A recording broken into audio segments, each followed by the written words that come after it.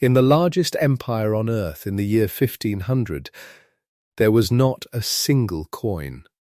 Not one. No copper piece worn smooth by 1,000 hands, no silver stamped with a ruler's face, no little disc of gold to tuck into a pocket. There were no shops. No market square in the mountain heartland where you might haggle over the price of grain. And yet this empire fed 10 million people, marched armies across 4,000 kilometers of the highest mountains in the Americas, and stored away enough food to outlast a famine. So here is the quiet riddle we will wander through tonight. If there was no money, how did anyone pay their taxes? And the answer is strange and gentle and completely true. You paid with your own 2 hands. You paid with time. You paid with the work your body could do between one harvest and the next. Welcome to Late Night Calm. Tonight we are going to travel very slowly through a vanished world, one rung at a time, from the very bottom of a great human pyramid all the way up to a man who was believed to be the living son of the sun.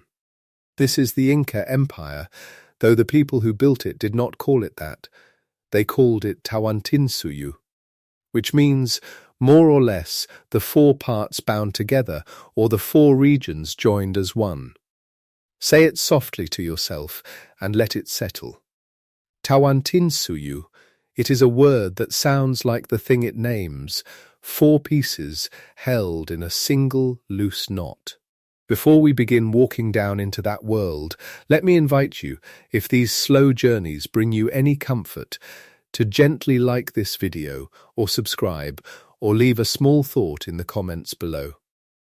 It costs you nothing, and it quietly helps other tired minds find their way here too. One peaceful night, one sleepy soul at a time. That is all. There will be nothing loud tonight, nothing that spikes or startles. Just a long, soft path and a calm voice to walk it with you. So let your shoulders come down from wherever they have been hiding all day. Let the pillow take the full weight of your head, so your neck has nothing left to hold. Feel your breathing begin to slow on its own, without you having to manage it. The day is over. You do not have to remember anything I tell you. You do not have to follow every name. If you drift off halfway down the mountain, the path will still be here, and the story will keep unfolding without you, gently, in the dark. And now we begin. Picture the shape of it first, the whole empire laid across the spine of the Andes like a body across a bed. At its heart sat a city called Cusco, and the Inca thought of Cusco as the navel of the world, the still center from which everything else radiated outward. From that navel ran 4 great regions, 4 suyus, and together they made the 4-part whole whose name we just said. To the northwest lay Chinchaysuyu, running up the coast and the high country toward what is now Ecuador and beyond. To the northeast lay Antisuyu, the region that faced the green wall of the Amazon, the warm and dripping edge of the empire, where the mountains fell away into jungle. To the southeast lay Cusco, the largest of the 4, stretching down toward the enormous cold mirror of Lake Titicaca and on into the high plateau. And to the southwest lay Chinchaysuyu, sloping down toward the dry Pacific coast. 4 regions, 1 navel, held together at the center like the 4 quarters of a single fruit. At its height, around the year 1533, this empire stretched more than 4,000 kilometers along the mountains. It threaded through parts of what we now call Peru and Ecuador and Bolivia and Chile and Argentina, and even reached into Colombia. Historians usually guess that somewhere between 10 and 12 million people lived inside it. 10 to 12 million souls, each one of them fitting somewhere into the Great Pyramid we are about to climb down. And here is a thing that ought to make you sit up, except that you are lying down, so let it simply widen your eyes for a moment in the dark. All of this was built astonishingly fast. The great expansion, the burst that turned a mountain kingdom around Cusco into the largest state on the continent, is usually dated to the reign of a ruler named Pachacuti, beginning around the year 1438, and the Spanish arrived in 1532. Do the quiet arithmetic, and you find that most of this empire, most of those 4,000 kilometers, most of that four-part world, was assembled in under a single century. Less than one long human lifetime. A grandmother, born at the start of it, could, in principle, have watched nearly the whole thing rise. To bind all those different peoples together, the Inca spread a single language across them like a shared blanket. They called it Runa Simi, which means the people's speech, though we know it today as Quechua. Across the empire lived people who spoke Aymara and Puquina and dozens of other tongues besides. Quechua became the common language of administration, the speech of the roads and the storehouses and the officials, the words in which the business of the state was carried out. So a runner arriving from the far north and a lord waiting in the far south could, in the language of the people, understand one another. Now hold 3 quiet questions in the back of your mind as we walk. You do not need to answer them. Just let them hang there like 3 soft lanterns, and we will return to each one and put it out in its own time. The first question is the one we opened with. How do you run the largest empire on the continent with no money and no shops? How does that even work? The second is close behind it. How do you count 10 million people and remember every single thing each of them owes you without writing a single word? No alphabet, no letters, no ledgers full of ink, and yet a bureaucracy that knew exactly who owed what. And the third is the strangest of all, and we will save it for the very top of the pyramid. Why would an empire this rich, this organized, this well-fed, keep conquering, year after year, restlessly, as if it could never stop? What was it running from? Hold that one lightly. It has a beautiful and unsettling answer, and it waits for us at the summit. But we are not starting at the summit. Tonight we start at the very bottom. We start beneath the storehouses and the roads, beneath the lords and the chosen women, beneath even the ordinary farmer. We start with the men and women who owned nothing, not even the freedom to leave. They were called the Yanakuna. A single one of them was a Yana. And to be Yana was to be a person permanently lifted out of your own community, out of the kin group and the shared land that would otherwise have held you your whole life, and set instead to serve. You served the Inca himself, or you served a temple, or you served some noble household, and you did it not for a season, but for life. And here is the part that presses on the heart a little. It passed down. To be Yana was, in many cases, a hereditary status. Your children could be born into it, tied to the same service you were tied to, belonging where you belonged. It would be easy to hear all this and picture only the grimmest thing, a figure bent under a load, with no hope in the world. But the truth of the Yanakuna is stranger and softer at the edges than that, and it is worth slowing down for, because it saves this bottom rung from being simply sad. Being Yana was not one single fate. It was a whole spectrum. At one end, yes, a Yana might be a field hand for life, labouring on an estate that would never be his own, sleeping and rising and working within the boundaries of another man's land. But at the other end of that same spectrum, a trusted Yana could rise remarkably high.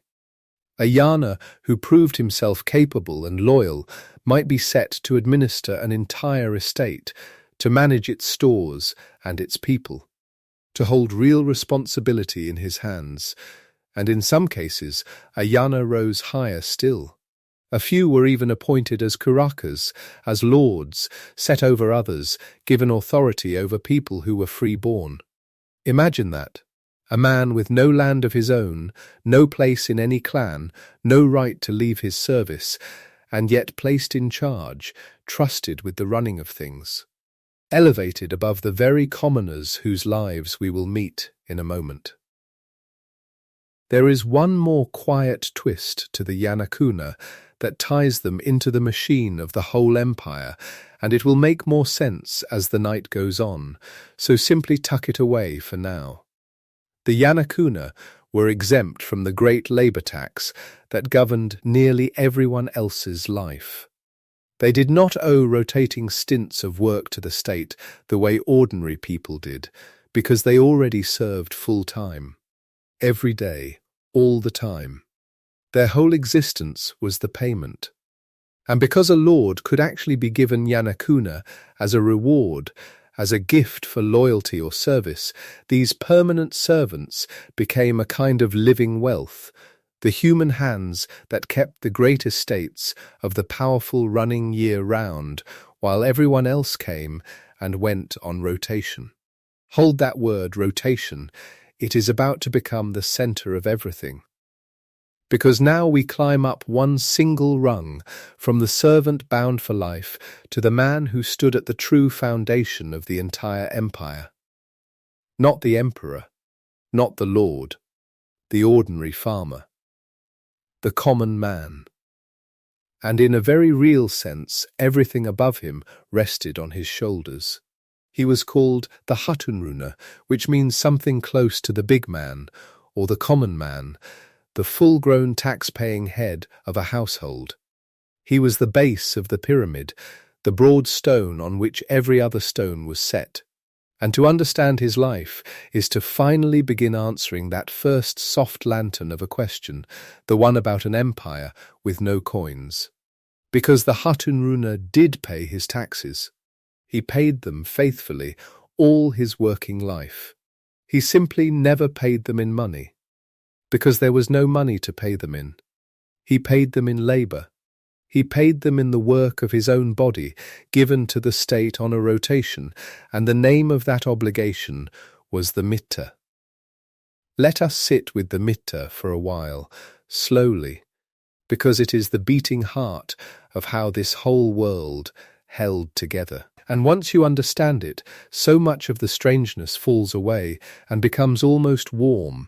The mitta was a rotational labor tax, not a payment of coins, because there were none. Not even, mostly, a payment of goods, of so many baskets of grain or so many blankets handed over. It was a payment of time, of turns. The word itself carries the sense of a turn, a shift, a rotation, the way we might take turns.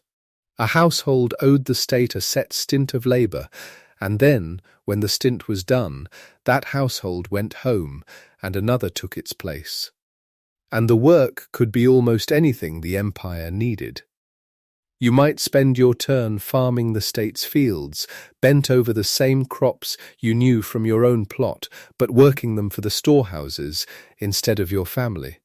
You might spend it building or repairing the great roads. You might spend it in the mines, or carrying loads on your back along mountain paths, or serving in the army, or labouring on one of the grand estates. Whatever the state required, the mitta supplied.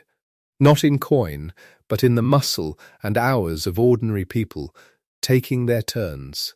Now, if I stopped there, it would sound like a heavy thing, an empire reaching into every household and taking the time of its people. And it was heavy. But here is the piece that changes the whole flavour of it, the piece that turns obligation into something that felt, at least in part, like generosity.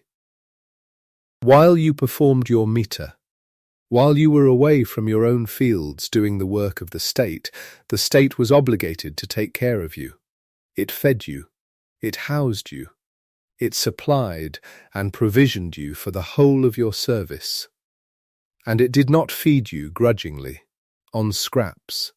The state gave food, and it gave chicha, the maize beer, and it hosted feasts. When the people came to do their labor, they were received, and they were fed, and they were given drink, and there was celebration around the work. This is the deep logic of the whole society, so let it sink in slowly, like warmth into cold hands.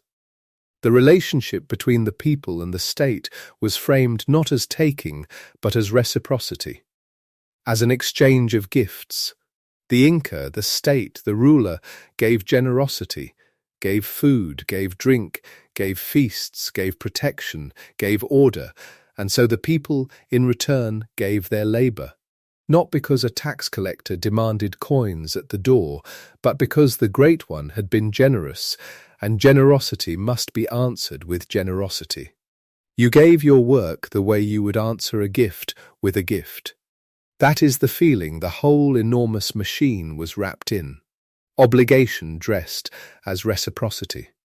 The bill for your taxes arrived looking like an invitation to a feast, and the care ran deeper than just the days of your service. This is the part that I find genuinely moving, lying here in the dark thinking of those far-off households. In return for his mitre, the common man received something like a guarantee. The state guaranteed him his land, his plot within his own community, to work and to feed his family. And more than that, the state promised to open its storehouses to him in his hour of need. If famine came and the crops failed, the stores would be opened. If he fell sick and could not work, there was relief. If he grew old, past the age of heavy labor, he would be provided for. If his wife died and left him a widower, if he was disabled and could not manage, the great full storehouses of the empire were, in principle, there to catch him. The widow, the orphan, the elder, the disabled, these were meant to be fed from the state's stores. It was a kind of insurance woven into the whole arrangement.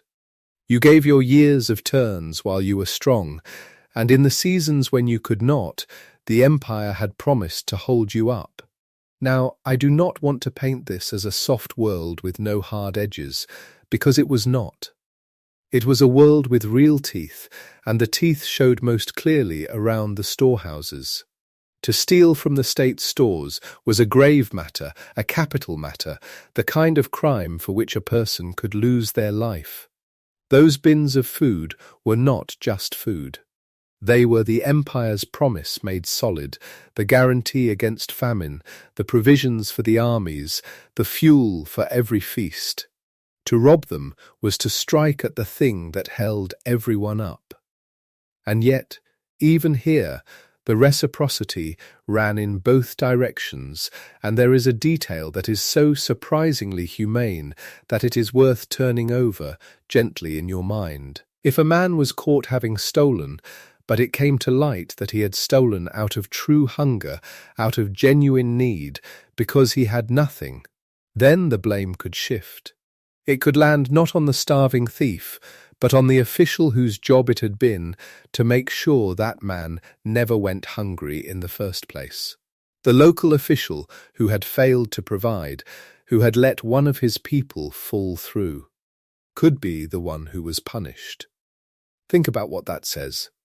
In a well-run province, no one should be hungry, because the stores and the system existed precisely to prevent it.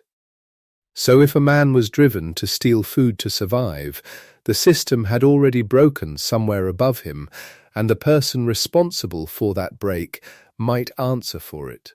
The promise of care was taken seriously enough that failing to keep it could cost the one who failed. There is a memorable little set of rules that often gets attached to this world, 3 short commands that people love to quote, and I will give them to you because they are lovely and easy to hold, but I want to be honest and set them down gently rather than swear to them. They are usually rendered as amasua, amalulla, amakella. Do not steal. Do not lie. Do not be lazy. 3 simple pillars, they say, on which the whole moral order rested. And they are a beautiful, memorable framing, easy to carry in the mind and easy to repeat. But we should hold them a little loosely, because they may well be a later formulation, something shaped or polished after the Spanish arrived, rather than a pure and certain rule of the empire's own making. So let them be a soft, uncertain ornament on the story, rather than a load-bearing beam. Do not steal. Do not lie. Do not be lazy. Pretty, and perhaps true to the spirit of the thing, even if we cannot be sure of the exact words. So that is the life of the Hatun Runa, the common man, the foundation stone, born into a household, given land to work, owing the state his turns of labour across his strong years, fed and housed and given beer while he served, promised the storehouse in his hunger and his old age, held inside a web of obligation that presented itself, always, as generosity answered by generosity. He never touched a coin, because there were none to touch. He paid the empire in mornings and in muscle, in the sweat of the state's fields, and the loads carried up the mountain roads, and the empire, in its turn, promised never to let him starve. And when you stand back and look at what we have seen so far, at the Yana bound for life, and the Hatun Runa taking his turns, you begin to feel the shape of the answer to that first soft question glowing there in the dark. How do you run the largest empire on the continent with no money? You do it like this. You do it by having people pay in time instead of coins. You do it by storing the fruit of their labour in great warehouses instead of banking it as silver. You do it by turning taxes into rotations and generosity into governance, so that the whole vast machine runs on human hands and full storehouses and the powerful, patient logic of the gift. We are only at the bottom of the pyramid, and already the strange riddle is beginning to answer itself. But we have not yet seen the ground that all these households stood upon. We have met the servant, and we have met the farmer, but we have not yet met the thing that held the farmer, the deep old root from which every common life grew. Because the Hatun Runa did not stand alone. No one in this world stood alone. He belonged to something older and larger than himself, a kind of family that was also a kind of village, that was also a kind of small nation. And it held the land he worked, and it traced its blood back to a shared ancestor, and it would care for his mummy when he died. To understand where his land came from, and where he truly belonged, we have to descend into that root, into the great foundational kin group of the whole Andean world.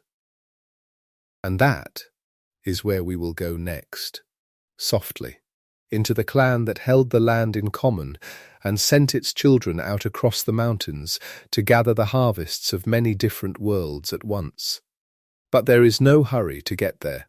For now, just rest here at the base of the pyramid, among the ordinary households in their small stone homes, with the storehouses full on the cool hillsides above them and the roads running quietly away in every direction toward the 4 corners of the world. Let your breathing slow a little more. Let the names blur if they want to. Tawantinsuyu, the 4 parts joined. Cusco, the navel, the Yana and the Hatun Runa.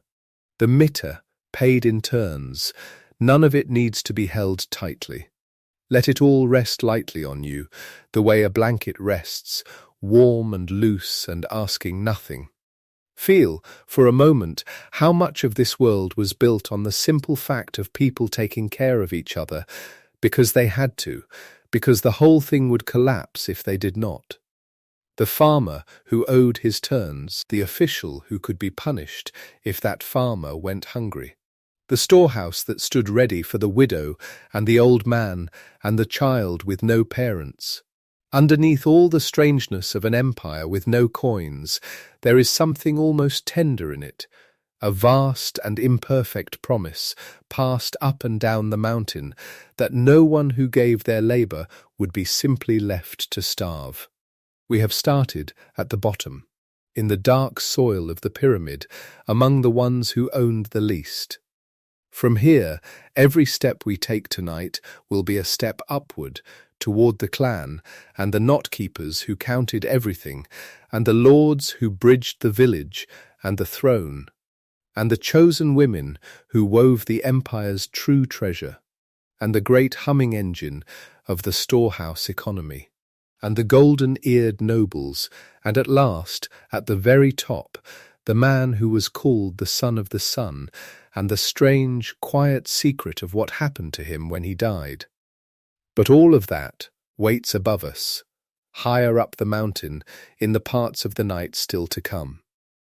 For now, we have only just left the ground, and there is no need to climb quickly. The path is long, and it is soft, and it is going nowhere without you. So stay here a while longer in the low country of the empire, among the farmers and their turns and their full storehouses. Let the 4 regions spread out around you in the dark, Chinchaysuyu to the northwest, Tawantinsuyu facing the green jungle, Cusco reaching toward the great cold lake, Chinchaysuyu sloping down to the sea, all of them turning slowly around the still navel of Cusco. Let the whole 4-part world hold you the way it held those 10 million lives, loosely, warmly, and without asking you to do anything at all except rest. And when you are ready, when your breathing has found its easier rhythm and the weight has gone out of your shoulders, we will climb the next gentle step together, up from the single household into the great clan that held it. There is so much more of this quiet mountain still to wander.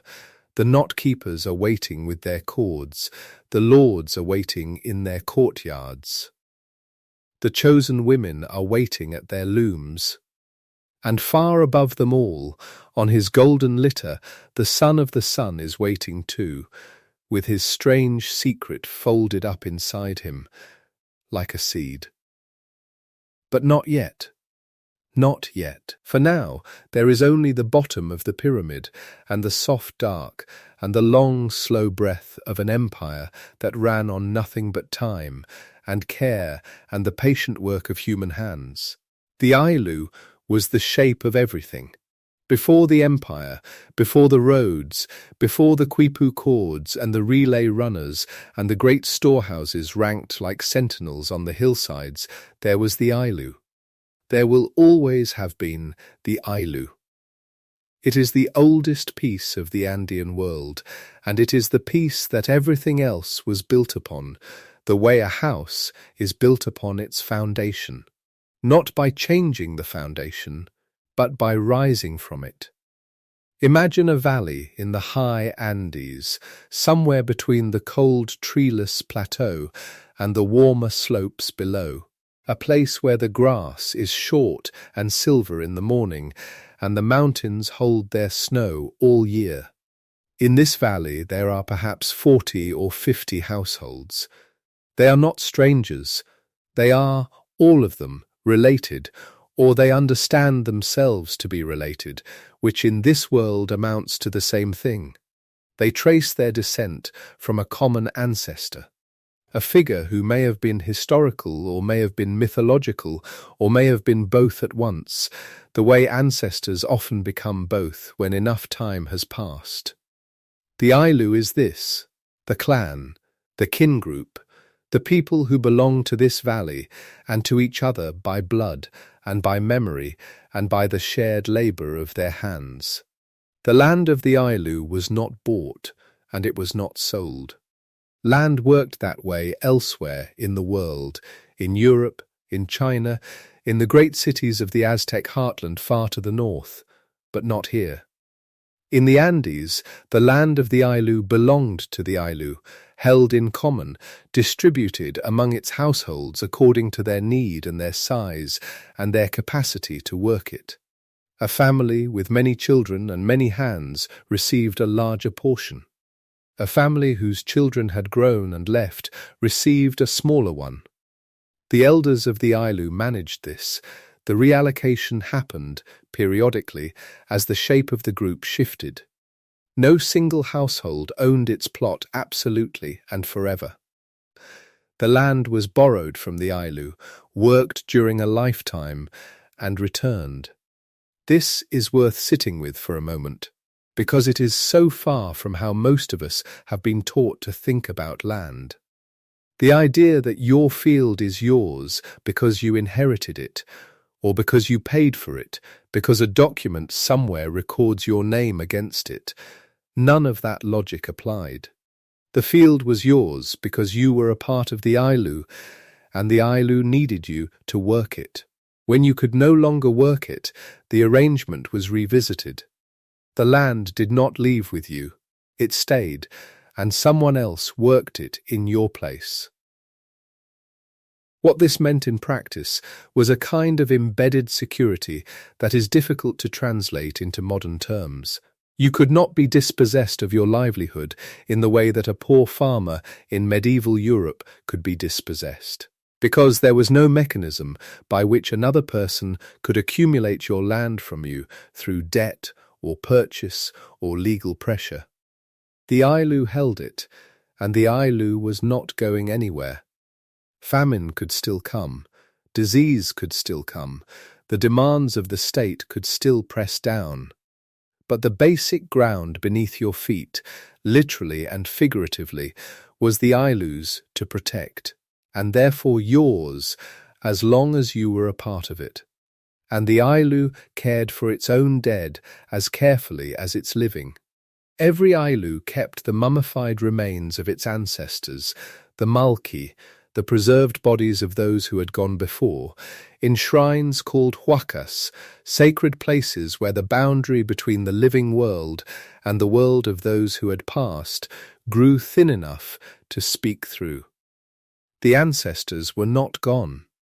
They were present, watching, available to be consulted in moments of difficulty, offered food and chicha and coca leaf, brought out for festivals and processions, dressed and adorned as though they were still the people they had been in life. The dead sat among the living in a relationship of ongoing reciprocity. The living maintained their shrines, fed them, honoured them. The dead, for their part, provided identity. Knowing your ancestors was knowing who you were. The Ayllu was not just the people breathing in this valley, it was every person who had ever breathed here, going back to the mythical founding figure from whom all descent flowed. There is something steady and almost geological about this. The Ayllu was not a temporary arrangement, not a choice that could be unmade. It was the bedrock of a person's existence, the category into which you were born and from which all of your other identities and obligations flowed. The mita you owed, the fields you worked, the neighbours who helped you harvest and whose harvest you helped bring in, all of it radiated outward from the Ayllu at the centre. And the Ayllu, in its genius for survival, had discovered something that no market and no trading network could quite replicate. The mountain itself was a kind of storehouse, and a clan clever enough to reach all of its shelves at once could be nearly self-sufficient without ever needing to buy or sell a single thing.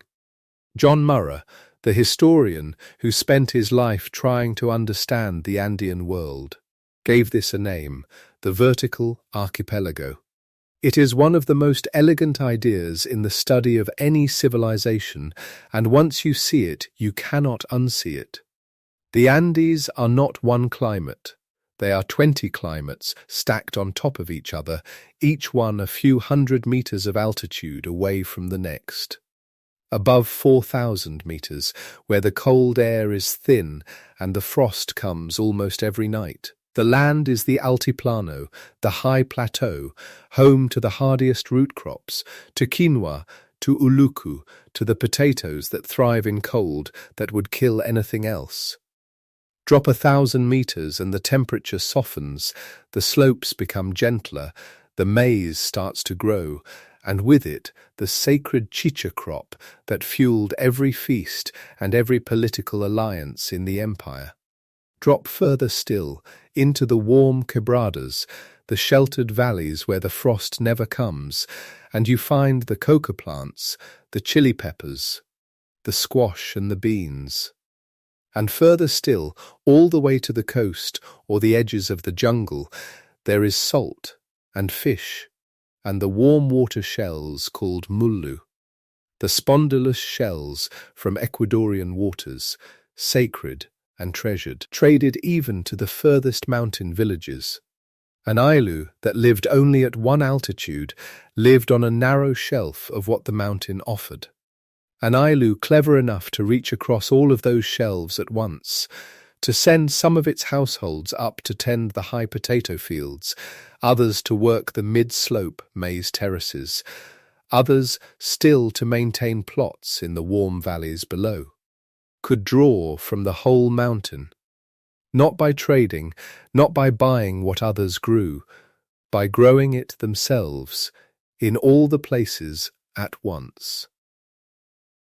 This is what Murrah meant by the vertical archipelago. Not an island surrounded by water, but an island surrounded by altitude, and a community that had spread itself across every climate zone the mountain offered, so that the whole of the mountain's abundance flowed back to the center. A single highland Ailu might have members living and working at 5 or 6 different elevations, each tending the crops that their microclimate made possible, each sending their surplus back to the communal center where it was stored and shared. Imagine what this felt like from the inside. You are a man on the mid-slope, tending maize in the warm season. Your cousin is 3 days' walk above you, bringing in the potato harvest. Your uncle's family lives in a warm valley below, where the coca bushes grow dense and green. You are all of the same Ailu. When the potatoes come down and the coca comes up and the maize is ground and stored, all of it belongs, in some diffuse and practiced sense, to all of you. No one goes without the potato who has the maize. No one goes without the maize who has the potato. The mountain has been spread across your whole extended family, and the whole extended family lives inside the mountain. There was a kind of wisdom in this arrangement that is genuinely hard to overstate. The terraced hillsides you can still see in the Andes today, those great stairways of cultivated earth that climb the mountains in long green steps, were the physical infrastructure of this logic. Andenes, the Quechua word for them, and from that word the Spanish eventually named the whole mountain range. The terraces held the soil against erosion, managed water through careful irrigation canals, and created microclimates where none had existed. The concentric terraces at Moray, for instance, show what may have been experimental agronomy. Different temperatures at each ring, used perhaps to test which crops thrived where, an agricultural laboratory cut into the earth of the mountainside. Several thousand varieties of potato, more types of maize than most of the world has ever seen. Oca, uluku, quinoa, beans, squash, chili in more varieties than any single altitude could have grown. The Inca world was not a place of agricultural poverty. It was a place of extraordinary botanical richness, accumulated over millennia of careful cultivation, and the Ailu was the human institution that translated all of that richness into the daily food on every household's table. And it did this without a single coin changing hands. Let us pause here for just a moment. Let the mountains spread out in your mind, all those stacked climates, all those related households working at different altitudes, all that food moving slowly toward the center without any price attached to it, without any ledger of money, only the older ledger of kinship and obligation and shared memory. Let your breathing slow a little. Let your shoulders find their lower, easier place. There is no hurry in any of this. The mountain has been here for millions of years. The Ailu has been here for thousands. You have been listening for a little while, and that is exactly the right amount of time for right now. Quick reminder, after years of lying awake with a racing mind, deep sleep finally became possible. Now learning comes easier, energy is real, and the mind stays sharp. Sleeping like a baby changed everything. If you want the exact system that made this possible, check the link in the pinned comments. And now we continue. The Ailu was the foundation, but the empire needed to know what it was building on. It needed to know how many households existed across all 4 suyus. It needed to know how many able-bodied adults were available for the mitta. How many were too young or too old? How many were ill? How many had died since the last count?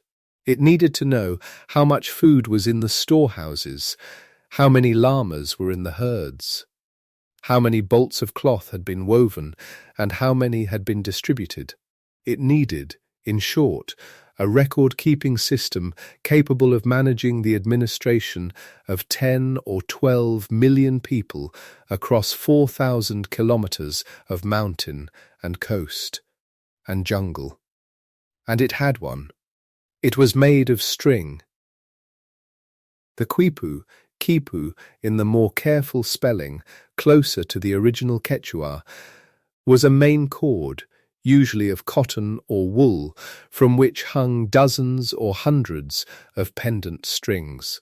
Each pendant string could itself have smaller strings attached to it, and those smaller strings could have smaller ones still, a branching, hierarchical structure that a modern person might recognize as something like a tree of data. The knots tied into these strings encoded numbers in a base 10 positional system. The position of the knot on the string told you whether it represented ones, or tens, or hundreds, or thousands, just as the position of a digit in a written number tells a modern reader the same thing. Different knot types represented different quantities. Colours and materials and the direction of the twist added further layers of meaning that scholars are still working to fully understand. What this means is that the quipu was not primitive. It was not a rough approximation of record-keeping. It was a full numerical database capable of recording census data, tribute owed, tribute collected, storehouse inventories, herd sizes, labor deployments, and the decimal system administrative accounts of every unit in the imperial hierarchy. A quipucamayoc, a keeper of the knots, could read one of these chords the way an accountant reads a balance sheet, pulling out the figures embedded in the string with practiced hands, each not a number that meant something specific. The decimal hierarchy the quipu served was itself a remarkable piece of administrative engineering. Households were grouped into units of 10, each with an overseer. 10 units of 10 made a pachaka, a group of roughly 100 households with its own official. 10 pachakas made a waranka, approximately 1,000 households. 10 warankas made a hunu, 10,000 households, governed by an official of considerable authority. Above the hunu were the 4 great suyus themselves, each administered by an apu, one of the 4 great lords, and above them all the Sapa Inca at the apex. Every level of this hierarchy generated records.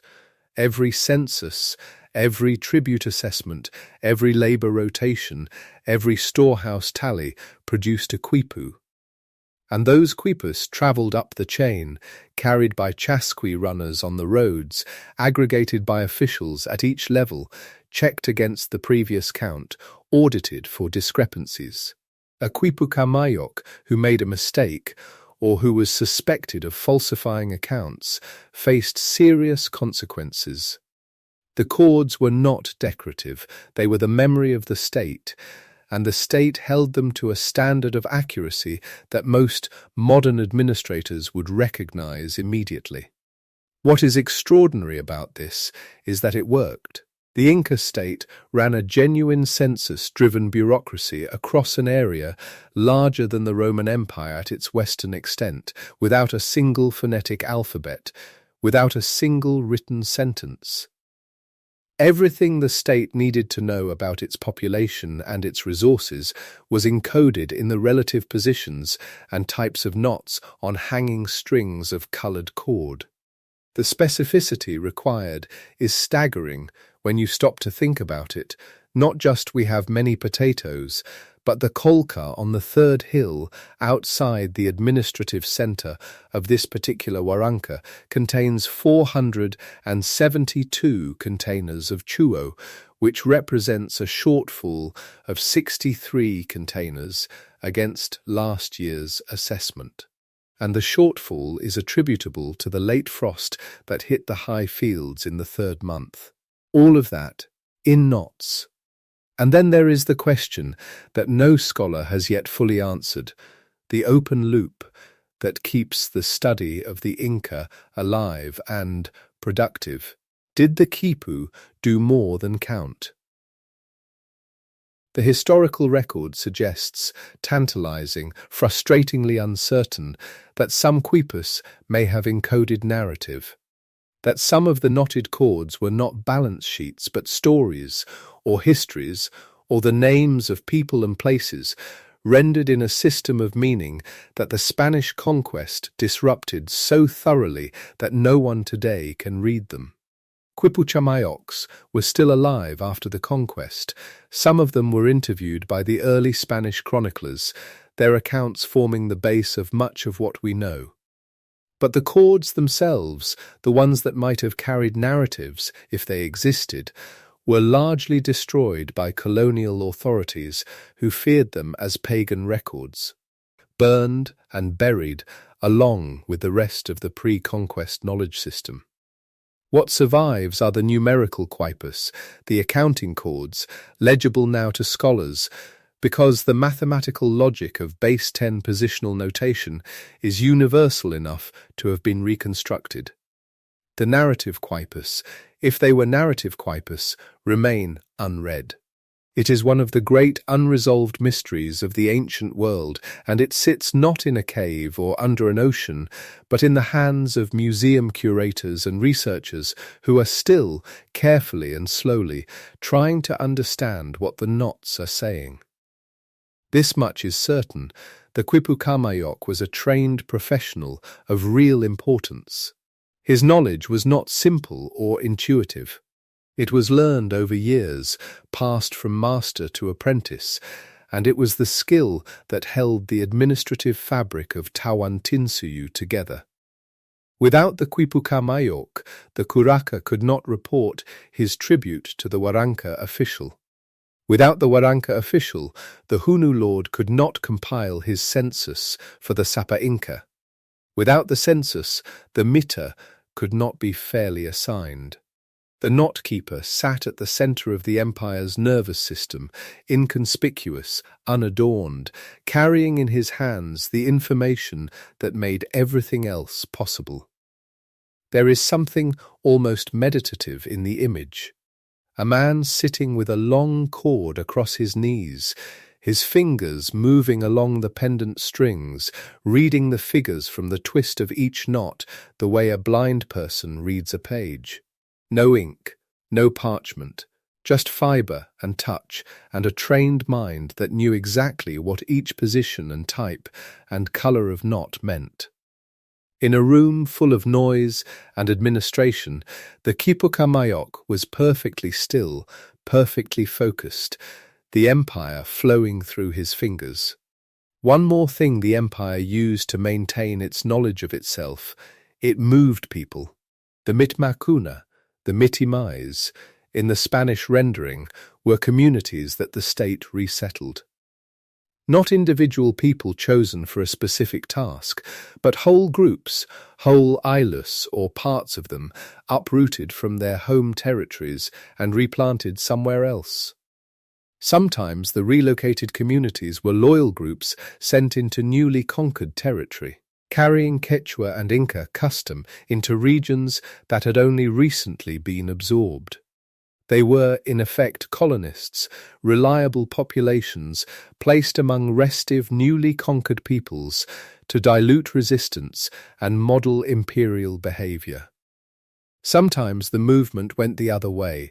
Troublesome or rebellious groups were broken apart and scattered. Their members resettled far from each other, so that the social fabric that made collective resistance possible was pulled apart before it could be used against the state. Imagine leaving the only valley you have ever known. The Ailu was everything: the land, the ancestors buried in the hillsides, the huacas where the sacred things lived, the neighbors who helped you plant and harvest, and whose faces you had known since childhood. To be designated mitmacuna was to be told that all of this was being left behind, that you were being sent to another part of Tawantinsuyu where the language might be different, the crops might be different, the climate might be entirely unlike the one your body had grown up in. You would still be given land, you would still owe the mita, but the deep-rootedness that made the Ailu what it was, that connection to a specific place and its specific ancestors, would have to be rebuilt somewhere else over years and generations. The state understood what it was asking. It compensated. Resettled communities were provisioned from the storehouses through their transition, given land in their new location, maintained in their existing social structure to the extent possible. They were not stripped of their internal organization, they were transplanted as units. But the transplanting itself was a form of power, the power of a state large enough and organized enough to pick up whole communities and set them down somewhere else, the way a gardener moves a clump of plants from one bed to another. What the mitmacuna system reveals, more than almost anything else about the empire, is the sheer ambition of the Inca administrative project. The state did not merely govern the people who already lived in its territory. It shaped where they lived, how they were arranged across the landscape, and which communities sat next to which other communities. Geography was not just a fact the state worked around, it was a medium the state worked in. The population of Tawantinsuyu was, in part, an artifact of deliberate design. The census that tracked all of this, the mitmacuna, the Ailu members, the Hatun Runa in their rotations, was organized not by birth year, but by age grade. The state did not particularly care how old you were in the way we count age now. It cared what stage of life you were in, because each stage of life had a different set of labor obligations and capacities. A child too young to work the fields had one designation. A young person old enough to herd animals or run messages had another. A fully able-bodied adult in the peak years of physical strength had another still. This was the category that bore the full weight of the mita, that owed the state its rotation of labor and received in return the state's reciprocal provision. Elders who had moved past their most productive years had yet another designation, one that reduced their obligations and increased their claim on the storehouses, because the logic of reciprocity ran the other direction too. What you gave the state in your strength, the state gave back to you in your need. The same logic covered people who fell outside the able adult category for other reasons. Widows, the disabled, orphans, those struck by serious illness, all of them had a recognized claim on the storehouse network. a formal status that entitled them to provision from the state reserves. The redistribution that flowed from the communal labor of the mita was not only war and roads and monuments. It was also the bowl of food that arrived at the door of a woman whose husband had died in a labor rotation and who could not, alone, work enough land to feed her children. Historians are careful to note that this system was real but imperfect. The records depended on the honesty of local officials, and the distance between the ideal and the practice was sometimes considerable. But the ideal was there, encoded in the administrative logic of the empire, and it was not a small or trivial ideal.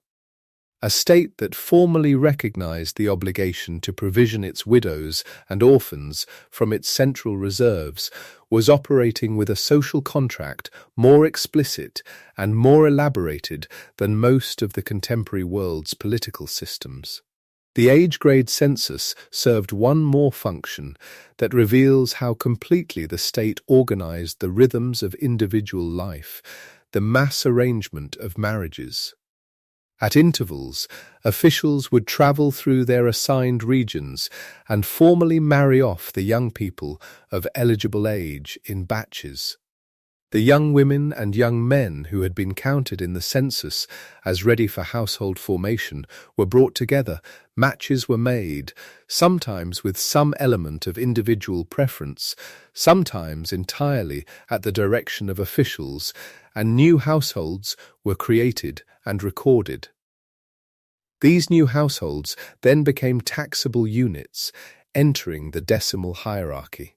Added to the count of the pachaka and waranka, their labor owed to the state officially assessed. The logic was not romantic. The state needed taxable households. Taxable households were made of married couples. Marriage was therefore, in part, an administrative act, a moment at which two individuals became a unit of productive labor that could be accounted for on a quipu and assessed for the mitia rotation. The same census that recorded your age grade would eventually record your marriage, your household size, the number of children you had, and the number of those children who had reached working age. You were, from the moment of your birth until the moment of your death, a point in the empire's data. And yet, and this is what makes the Inca world so difficult to reduce to any simple judgment, this same system was also the network that fed you, that kept you from starving in a bad year, that sent the storehouse goods to your door when you were too old or too sick to work. The census that counted you was also the census that protected you. The state that assigned your marriage was also the state that opened the qollqa when the harvest failed. The accounting was not only extractive, it was also genuinely caring, in the particular, impersonal, systematic way that large institutions care for the people inside them. Tawantinsuyu kept its records in knots and administered its people in grades and moved its communities across the landscape like pieces on a board, and all of this machinery served the same purpose: to ensure that the labor of 10 million people flowed upward efficiently, and that enough of the product of that labor flowed back down to keep all 10 million functioning, working, alive, and capable of more labor. The reciprocity was real. The extraction was also real. They were not opposites. They were the same system, running in both directions at once. This is the thing that is hardest to hold in mind from a distance. We want to call the empire either generous or oppressive, and it was both completely and simultaneously. And neither word by itself captures what it felt like to live inside it.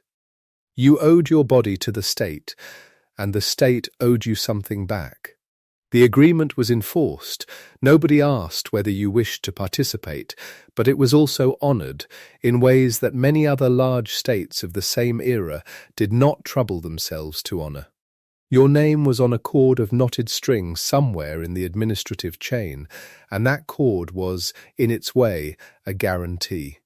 Somewhere in the highlands tonight, if you can imagine it, a quipucamayoc is sitting with a long cord across his knees. Outside, the mountain is dark, and the frost is settling on the potato fields above, and the maize is still green on the slopes below. His fingers move along the pendant strings, checking the count. 100 households here, 1,000 there, the numbers nested inside each other like the terraces nested in the hillside, each one holding the one below it, all of them adding up to something too large for any single mind to hold, but not too large for a cord of knotted string. He is patient. He has been trained to be patient. The empire has been patient. It has been building itself very slowly from the Ailu up, from that first gathering of related families in a valley, looking at the mountain above them and the valleys below, and realizing that if they could reach all of it at once, they would never have to go without. From that single insight, repeated and organized and eventually drawn into the orbit of a state centered on the navel of Cusco, everything else followed: the terraces, the storehouses, the roads, the runners, the lords, the chosen women at their looms, and the man with the litter carried on other men's shoulders who believed and was believed by everyone around him to be the living child of the sun. The knot keeper counts. The mountain holds its snow. And there is still so much of this quiet world to move through together, still so many levels of the pyramid to climb, and none of them in any hurry at all. And so the cord passes from one set of hands to another. Because every knot the quipucamayoc tied, every count he verified and updated and carried forward was ultimately in service of the level above him, the person who stood between the Ailu and the empire, who knew every household by name, who collected what was owed and passed it upward, and who received in return the gifts that made his position something a man could be proud of. This was the qollqa, and without him, none of the rest of it worked. The qollqa, sometimes called the qollqa, the sounds overlapping the way sounds do across a landscape of many languages pressed into one administrative tongue, was not an Inca.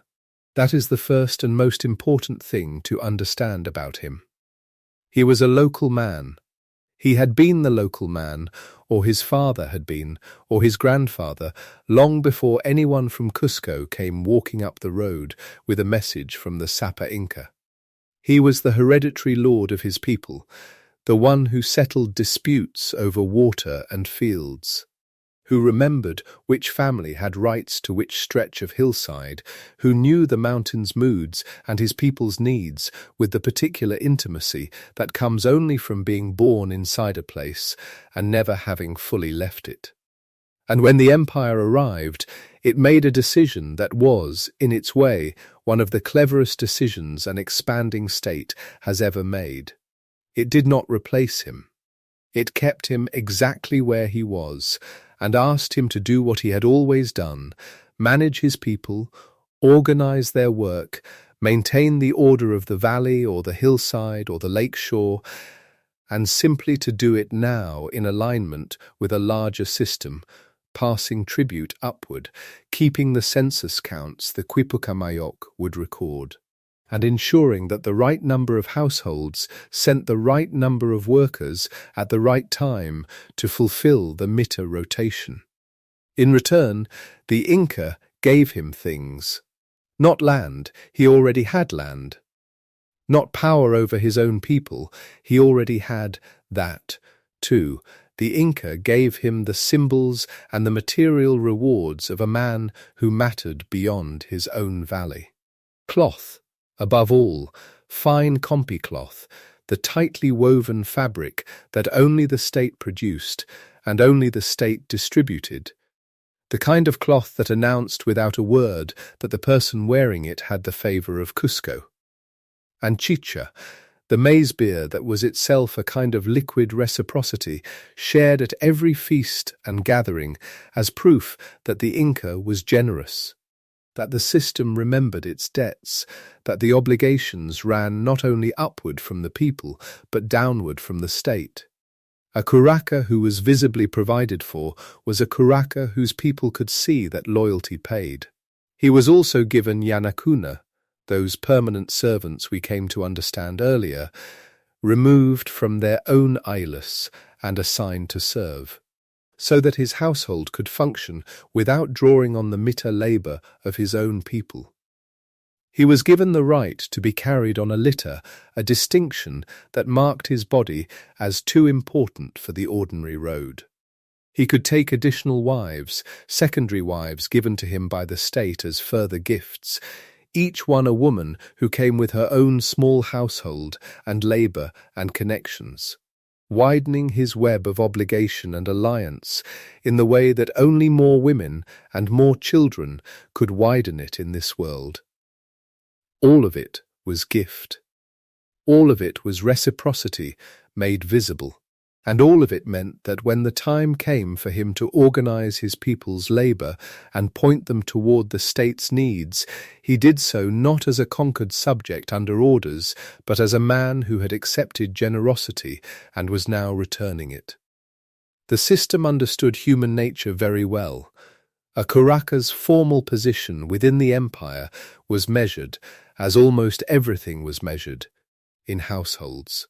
The decimal hierarchy that the quipucamayoc tracked on his cords, the units of 10, the pachaka of 100, the waranka of 1,000, the hunu of 10,000, was not only an accounting system, it was also a map of authority.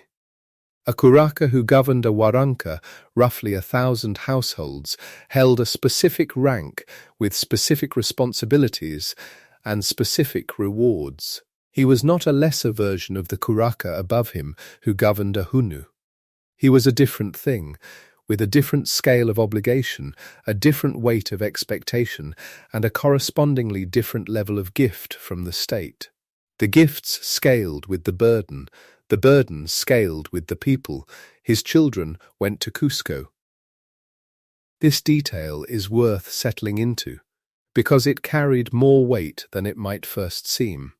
The sons of qollqas, and sometimes the daughters, were brought to the capital to be educated in Inca ways, to learn runa simi if they did not already speak it, to understand the customs and the ritual calendar and the administrative logic that held the 4 suyas together. They studied in Cusco, and they lived in Cusco, and they absorbed, over the years of their education, an identity that was no longer entirely local. When they returned home to eventually take their father's place, they carried the empire inside them. There was another dimension to this arrangement, one that was understood by everyone involved and never quite spoken. A child in Cusco was a child the empire could reach. His welfare was tied, quietly and firmly, to his father's continued cooperation. The education was real, the knowledge given was real, the hospitality was real, and the gentle, never-stated reminder of the child's location was also real. The empire was not always brutal, but it was always clear. And from the qollqa's household, we moved to another kind of enclosure altogether, one that sat inside the empire's cities and provincial centres, and which held within its walls some of the most important labour Tawantinsuyu would ever produce. We moved to the Aklawasi, the house of the chosen women. And to understand it, we need to remember what the empire was made of. Not gold, not stone, but cloth and chicha and the trained hands that made both. Every few years, a traveling official called the Apupanaka moved through the empire's communities on a quiet and consequential errand. He was looking for girls. The age was roughly 10, old enough to begin serious training, young enough to be fully formed by the years of teaching ahead. He was looking for beauty, for skill, for the signs of a mind that would learn quickly and hands that would learn to be precise. He was also looking at lineage, at family connections, at the careful social calculus that determined which girls' futures could be most usefully directed by the state. And when he found the ones he was looking for, he named them. They were called the Aklakuna, the chosen women. The naming was a moment that changed everything. A girl selected by the Apupanaka left her family. She left her Ailu, the kin group that had held her since birth, the relatives who knew her name and her habits and the particular way she laughed. She left the landscape she had grown up inside, the specific mountain her family could see from their doorway, the fields she had walked through, the terraces she had watched her parents tend. She walked, or was carried, to the Aklawasi, and its gates closed behind her, and the ordinary life that had been gathering itself around her since birth was, in that moment, redirected entirely toward the state's purposes. This sounds stark, and in some ways it was. But the world the Aklakuna entered was not a prison by the standards of the time, and their status was not low. It was, in fact, elevated. The Aklawasi was a well-provisioned, well-organized compound. The chosen women were clothed and fed by the state, supervised by older women called the Mamakuna, the experienced teachers who had themselves been chosen years before, and who now passed on the arts that the compound existed to perfect. And the arts were serious and beautiful. Weaving, above all, the painstaking, skill-intensive production of kompi cloth, the finest fabric in Tawantinsuyu, made with such precision and such care that a single piece of it could cement an alliance, mark a promotion, reward a qollqa, or dress a statue of the sun god in cloth that was almost too fine to touch. To weave kompi was not a simple task. It required years of training, a deep knowledge of fibre and dye and loom tension, an eye for colour and pattern that had to be developed slowly and consistently, and hands that had to learn a kind of patience that most hands never acquire. The Aklakuna were trained in this patience from the age of 10 onward, year after year, until the cloth they produced was so precise and so fine that it occupied an entirely different category of object from the Awaska cloth that common households wove for themselves. Awaska was functional, woven by every woman in the empire as part of the household's ordinary life. Kompi was something else. Kompi was statecraft. They also brewed chicha. This was the second great art of the Aklawasi, and it was as carefully controlled as the weaving. Chicha, maize beer, made by chewing the dried maize and allowing the saliva's enzymes to begin the fermentation, or by other processes depending on the region, was not a casual drink in Tawantinsuyu. It was a ceremonial substance, a social bond, a material embodiment of the reciprocity principle that ran through everything the empire did. When the Sapa Inca hosted a feast, the chicha he offered was the promise of the state-made liquid.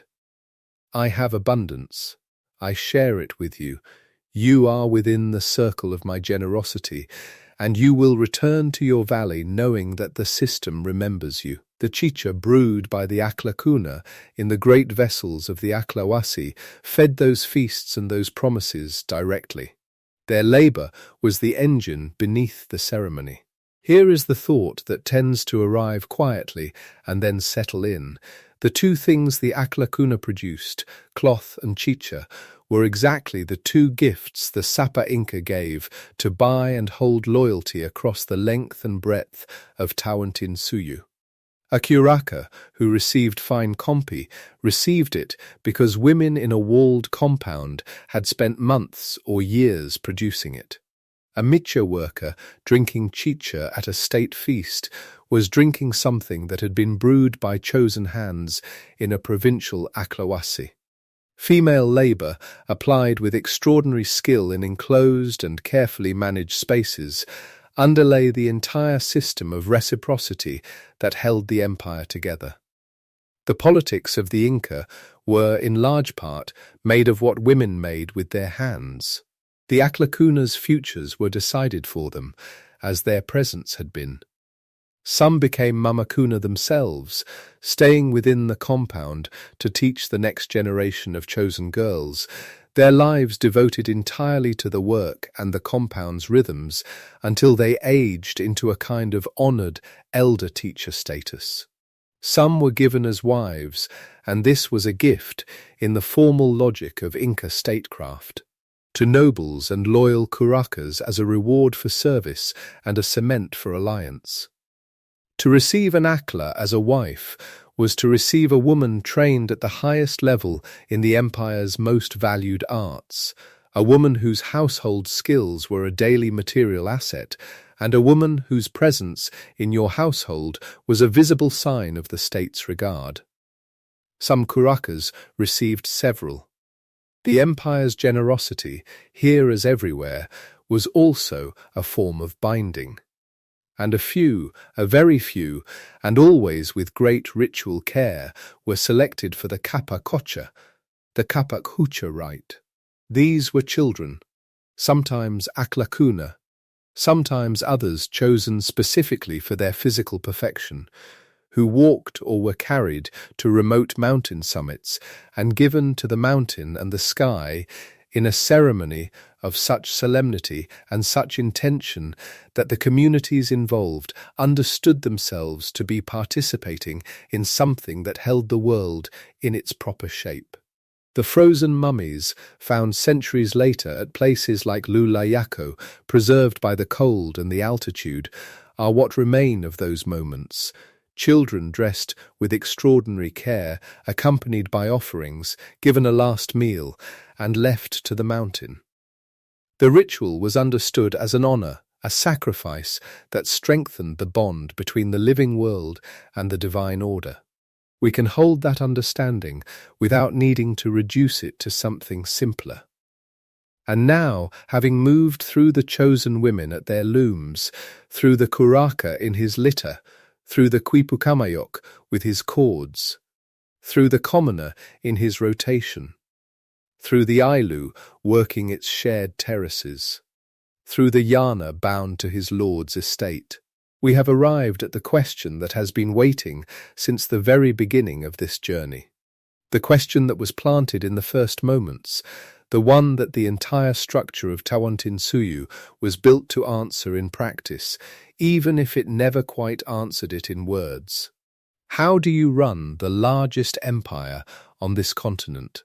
An empire of 10 or 12 million people stretched across 4,000 kilometers of mountain and desert and coast and jungle, with no money, no coins, no marketplaces in the heartland, and no alphabet.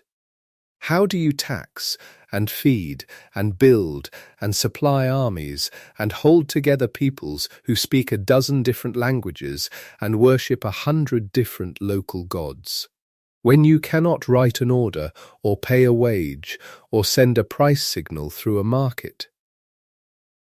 The answer is that you do not use any of those things. You use something else entirely.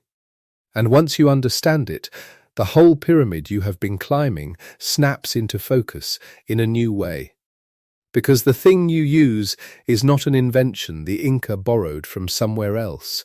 It is a thing they built from the deepest logic of Andean life, scaled up and organized and extended across a continent until it became something that had never existed before in quite this form. The foundation was Aini.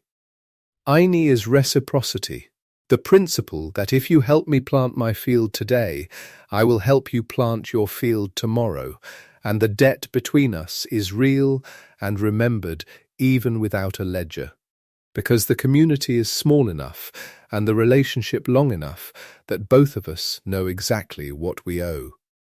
Aini was not invented by the Inca. It was as old as the Ilu itself, woven into the fabric of Andean community life long before anyone in Cusco dreamed of an empire. What the Inca did was notice it, formalize it, and extend it. Drawing the logic of neighbor helps neighbor upward into a relationship between the state and every household in the 4 suyus. The state needed labor. The state could not pay for labor with coins, because there were no coins. But the state could frame itself as a neighbor, a very large, very powerful, very well-provisioned neighbor, and ask for labor on the terms that Andean communities had always understood. I give you something first, you give me something back. The obligation is clear. The reciprocity is real. What the Inca gave first was land, or rather, the use of land, because no individual in Tawantinsuyu owned land in the way that implies the ability to sell it or remove it from the community. The land in every Ilu was conceptually divided into 3 portions. One portion belonged to the state, to the Inca as an institution, as a ruling power with needs of its own. Fields that had to be farmed to produce the crops that would feed the army and fill the storehouses and supply the feasts. One portion belonged to the gods, to the religious order centered on Inti and the other great sacred forces, fields whose harvest sustained temples and priests and the ceremonies that kept the sun moving and the rains coming and the mountains content. And one portion belonged to the community itself, the Islas and their households, the people who lived and worked and died in this valley, and no other. The practical meaning of this division was that you farmed all 3, but in a specific order. The state fields and the religious fields came first. The community gathered to work them together, collectively, as a form of labor that had a different quality from the labor you gave to your own plot. It was minka, communal work, the kind of labor that was itself a feast, because the state was obligated to provide food and chicha for the workers while they were working. You did not farm the Inca's fields on an empty stomach. You farmed them with your neighbors, eating from communal pots, drinking chicha that tasted of the state's generosity, and then you went home to your own fields, knowing that the balance between you and the empire had been, for this season, maintained, and the harvest from those state and religious fields went not to a landlord's private purse, but to the storehouses. The qollqa. The qollqa, tens of thousands of them, built in rows on the cool, breezy hillsides above the settlements, their contents precisely inventoried on quipu cords, so that the quipucamayoc always knew what was there and what was needed and where a shortfall was forming before it could become a famine. Inside them, maize, the sacred crop, and the chicha crop, stored in dried form in the mountain cool, quinoa, and oca, and beans. And chuño, freeze-dried potato, one of the genuine technological wonders of the Andes, so simple and so effective that it still defies easy comparison with anything else in the ancient world. Chuño is what you get when you take potatoes, and the Inca and their predecessors had developed several thousand varieties of potato across the different altitude zones, and you expose them to the hard frost of the high-altitude nights, then walk on them the next day to press out the moisture, then let the Andean sun work on them. Then repeat the cycle until what you have is something so thoroughly dried and lightened that it will keep for years without spoiling.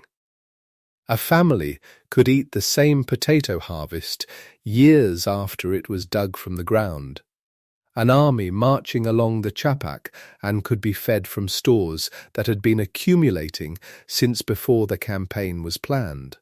And in the years when the rains failed, or the frost came early, or the harvest was thin, the storehouses could be opened and the shortfall absorbed without a family starving, because the system had been building its reserves through every good year, specifically against every bad one. Charqui travelled in those storehouses alongside the chuño. Dried meat, llama and alpaca, the only large domestic animals in this part of the world, since there were no cattle or pigs or horses, nothing with hooves that the old world had spent millennia learning to eat and work with, dried and preserved in the same mountain conditions that served the potato so well. Charqui. The word travelled eventually into Spanish, and from Spanish into English, where it became something you can find in a gas station today, though it has lost most of what made the original significant. The storehouses were the economy, not the money, which did not exist, not the market, which did not exist in the heartland. The stored surplus of the empire's collected labour, held in those cool hillside buildings and tracked on knotted cords, was what made it possible to build Sacsayhuam's impossible stones, or march an army down the coast, or supply the rope bridges and the tambo stations and the runners and the officials travelling the road. Everything moved through the storehouses.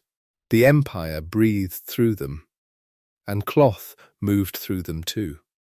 Above the dried potato, above the dried meat, above the dried maize, cloth, in the Inca economy, was the supreme form of movable wealth.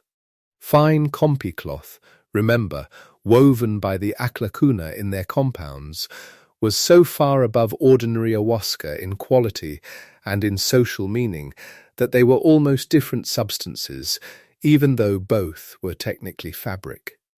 Compi was given to loyal Caracas. Compi dressed the Sapa Inca. Compi was wrapped around statues of gods and carried in procession and burned as offerings. Compi was what you gave when you wanted to create an obligation so deep and so public that the recipient would feel it every time he put the garment on. When the Inca gave cloth, he was not giving a gift. He was drawing someone into a web of reciprocity that was very difficult to step out of without losing standing in every direction at once. Gold, by contrast, was something else. Gold was beautiful and heavy, and it caught the light in the particular way that made people believe it held something divine within it. The Inca called it the sweat of the sun. Silver was the tears of the moon. Both had profound ritual and status significance. The great temples of Cusco were sheathed in gold. The regalia of the Sapa Inca was gold. The earspools and the drinking vessels and the garden ornaments of Inti's priests were gold, but neither was a currency in any practical sense. You could not take a piece of gold to a market and buy a bag of maize with it, because there was no market to take it to, and the maize was not for sale, and no one would have known what to do with the transaction if you had tried. Gold was sacred. Gold was status. Gold was the sun's presence on earth. Gold was not money. This is the moment where people from other parts of the world, raised inside economies where metal has been the measure of value for thousands of years, tend to pause and feel a small vertigo. How can something so obviously rare and beautiful not be worth anything in exchange? The answer is that worth in exchange is not a natural property of things. It is a social agreement. And Tawantinsuyu had made a different social agreement. The thing that mattered, the thing you could use to bind loyalty and feed armies and build temples and sustain life in bad years and good, was stored human labour. Labour made durable as chuño, labor made portable as cloth, labor made social as chicha, labor recorded and tracked as the knot on a quipucamayoc's cord. A warehouse full of woven cloth was, in the most literal sense, a warehouse full of the accumulated months and years of the Aklakuna's trained hands. A storehouse full of chuño was the distilled effort of every Ailu that had worked the high-altitude fields and then spent the cold nights freezing and the warm days treading. Chaki was the herder's seasons on the puna, watching the llamas and alpacas through the thin high air. The road itself was the walking feet and the shaped stone hands of the mitmakuna and the mitya workers who had cut each step into the mountainside and laid each causeway across each wetland and twisted each rope around each anchor post of each suspension bridge. The storehouses and everything in them were the empire's people, transformed into something that would last. There is a nuance worth pausing on, because the picture would be incomplete without it. The image of a heartland entirely without exchange is mostly true, but not perfectly true. And the mostly matters. At the fringes of the empire, particularly along the coast and in the zones where the highland economy met the Pacific and its fishermen and its warm Ecuadorian waters, there were forms of exchange that operated differently from the pure redistribution of the interior. Mulu, the word for the spondylus shell, the thorny oyster that lived only in the warmer waters north of the cold Humboldt Current, was one of the most sacred objects in the Andean world, used in rain ceremonies and buried with the important dead and prized by priests and rulers across a vast geographic range. Getting mulu required something like trade because it only existed in one region and was needed in many. Similarly, on the coast, the fishermen and the farmers and the specialist craftspeople engaged in forms of barter that the pure highland redistribution model does not fully capture. The empire was large enough and varied enough to contain more than one logic, but in the highland core, in the valleys and on the puna and in the cities that radiated from Cusco, the storehouse and the mita and the cord and the feast were what held everything together. The market was not needed because something else had taken its place so thoroughly that the gap was invisible. And so the question planted at the very beginning of this journey: how do you run an empire of millions with no money and no writing? Resolves at last. Into this, you do not run it without memory or without wealth. You run it with a different kind of memory, tied in knots by trained hands and audited with care. And you run it with a different kind of wealth, stored in cool stone buildings on breezy hillsides, made of the labor of people who were themselves the empire's most valuable resource, and distributed back down through feasts and gifts and the opening of storehouses in hard seasons, so that the obligation always moved in both directions at once, and no one, at least in the promise the system made to itself, was ever entirely left without. The qollqa collected labor upward. The Aklakuna transformed labor into cloth and chicha. The quipucamayoc measured and remembered it all. The mita rotated ordinary people through their seasons of service and returned them to their eyeless fed and clothed by what the storehouses held.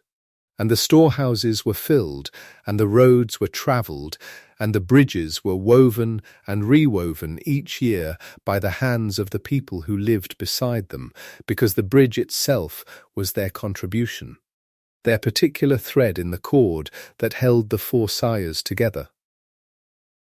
There is a phrase that surfaces sometimes when people try to describe what Tawantinsuyu actually was. Not what it looked like from outside, not the gold and the temples and the mountain roads, but what it felt like from the inside, from inside an ilu on a terraced mountainside, from inside a quipucamayoc's hands, from inside the aklawasi at the loom.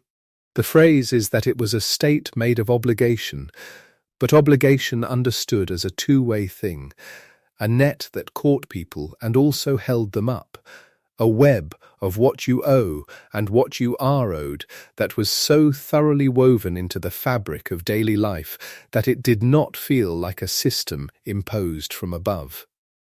It felt like the world. That is what the economy without coins was when you were inside it. Not a strange absence, not a gap where money should have been. A world that had organized itself entirely differently, and that worked, for most of the people inside it, in ways that were recognizable and reliable, and grounded in something older than the empire itself. The Andean understanding that no family survives alone on a mountainside, that the only reasonable response to altitude and frost and drought and the enormous indifference of a high Andean year is to make the help between you and your neighbor into something so structural and so dependable that it outlasts any individual person who might otherwise fail. The Inca took that understanding and scaled it until it was the largest state on earth, and we are not yet at the top of the pyramid. There are still 2 more levels to climb, and they are the levels where all of these threads pull tight, where the roads and the storehouses and the cloth and the knotted cords and the labor and the reciprocity all converge in a single set of hands, a single gilded litter, a single figure carried on the shoulders of other men toward a ceremony that only he can perform, under a sun that his lineage has claimed for generations as their father. But that is the next part of the climb. For now, let the storehouse settle around you. Let the chuño fill its shelf and the compi fold against its neighbor and the chicha rest in its enormous vessel and the cord hang from the main cord with its careful counted knots. The mountain outside is the same mountain it always was. The frost is doing what frost does. And the empire, the great, strange, enormous human empire, with no coins and no marketplace and no alphabet, but with every bin counted and every household known and every debt of labor recorded in a language of knots. The empire is still breathing, still moving, still sending its runners down the road with the message folded in their memory, and the empty relay station ahead of them lit by starlight. The quipucamayoc on his hillside has finished his count. He wraps the cord and sets it down and looks at the dark above the mountain, and there is nothing urgent left to do tonight except let the numbers rest inside the knots, and let the night do what the night has always done in these mountains, which is to arrive completely, and hold everything very still, and make the distance between one household and the next feel smaller than it does in the noise of day. There is a road, and it runs everywhere. That is perhaps the simplest way to begin this part of the climb, not with a person, not with a rung on the ladder, but with the thing that connected every rung to every other. The road. The Chapacan, the royal road, the great spine of the empire, which did not run in one direction, but in many, branching and rejoining and climbing and descending across the full length of what Tawantinsuyu had become. By the time the empire reached its height, this network covered roughly 40,000 kilometers, 2 great trunk routes, one along the high Andes, one along the coast, and between them a lacing of crossroads and lateral connectors that stitched the 4 sires together into something that functioned genuinely and reliably as a single territory. 40,000 kilometers of road in a world without wheels. Let that settle for a moment, There were no carts on this road, no wagons, no wheeled vehicles of any kind. The llama was the only large domestic animal capable of carrying cargo, and a llama, patient and steady as it is, carries perhaps 20 to 30 kilograms. Everything else moved on human backs. Officials walked. Soldiers walked. Pilgrims walked. Tribute walked, borne by people whose labour had produced it. And the road was built for feet, for human feet, and for the soft split hooves of llamas, which meant it could be cut into a mountainside, carved into stairways where the grade was too steep for anything wheeled, flung across ravines on bridges that no cart could have crossed anyway. The lack of the wheel, which might sound like a deficiency, was in this landscape almost a kind of freedom. The Andes do not reward the wheel, they reward the foot and the road built for it. The road had its own texture. In some stretches it was paved with stone, the surface flat, and even enough that you would know you were on it without being told. In others, it ran as a cleared track, bounded by low walls that stopped you from wandering off the edge in fog or darkness. At the highest passes it crossed terrain, where the cold came up through your sandals, and the air thinned, and the peaks around you were white even in midsummer, and the only sounds were wind and your own breathing. On the coast it passed through desert, shaded by cane fencing that had been built specifically to keep the sand from drifting across it.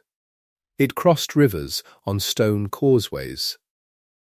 And over the deep gorges, the places where the mountains simply dropped away and a river churned 300 meters below, it crossed on bridges.